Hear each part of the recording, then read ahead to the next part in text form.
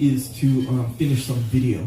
But meanwhile, I have this book that's real informative, and and I'm like, that book seems real. I'm real in the mood to read that book. That's a distraction, even though it's a good thing, So the distraction is like the idea. So, what are the common goals? I want to get in shape, be a better husband or wife, or I want to do better at work. I want to learn. Get better at jiu-jitsu. Get better at jiu-jitsu, all this stuff. You can get distracted by these other things. Before I read. What do you say to a man that by his own admission has no soul? Why would you say anything? I've thought about it a good deal. But he wasn't nothing compared to what was coming down the pike. They say the eyes are the windows to the soul. I don't know what them eyes are windows to, and I guess I'd assume not know. Instead of putting them in a spot where their weaknesses are going to be totally exposed. That's what I think. So that's what you got to do before you fire somebody.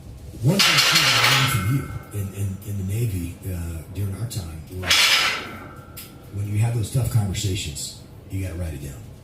You have to write it down, and that's something I thought was very powerful, because so often, even in the SEAL teams, you'd see leaders who would say, well, this leader screwed up, this platoon commander or this chief's got an issue, and we need to, he's causing the, he's dangerous, or he's making bad decisions, or he's unprofessional, he's not getting his unit where they need to be, and we need to call him in and tighten him up.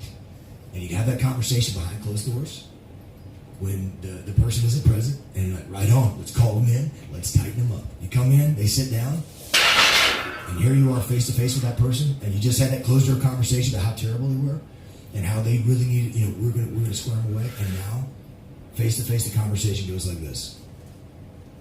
What are you doing? Completely went down the wrong road. It was like, listen to me because I'm the father and I know. You do what I tell you. 100% of the time, even the 7-year-old.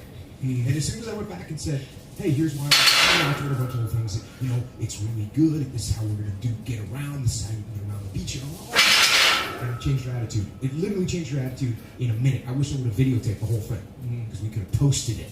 Yeah, that would have been a good little case study. Yeah. Flying through with the face money.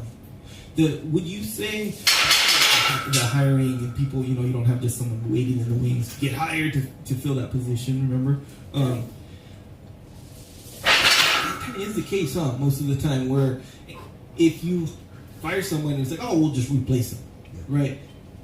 All that work and stuff, you got to rehire somebody, then that, you come and the airplanes launching and recovering on this aircraft carrier.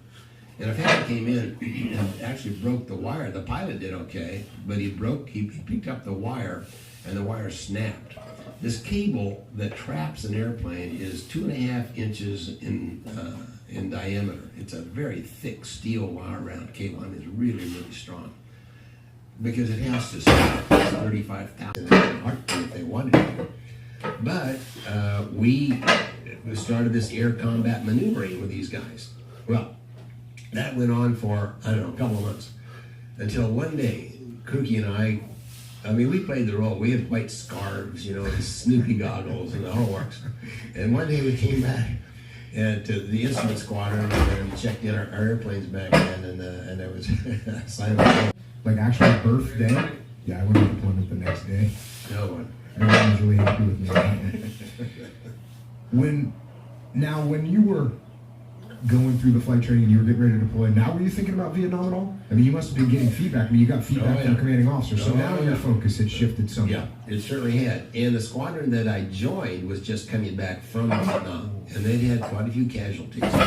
And you'd be protecting in case any MiG showed up. Exactly, yeah, it was a CAP, a CAP, Combat Air Patrol.